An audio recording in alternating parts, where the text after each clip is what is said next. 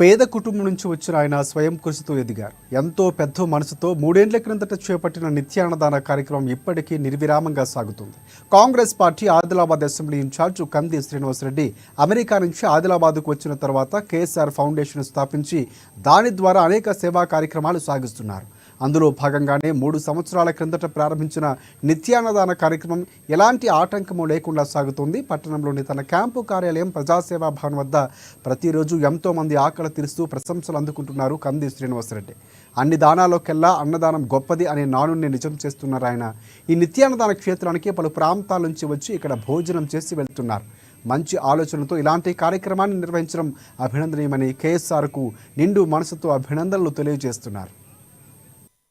దండువన్నా నిరుపేద జనముకు నీడవన్నా నూరేళ్లు వర్తిల్లు అన్నా మాయన్న అన్న కంది శ్రీనివాస రెడ్డన్నా కాంగ్రెస్ జెండల్ల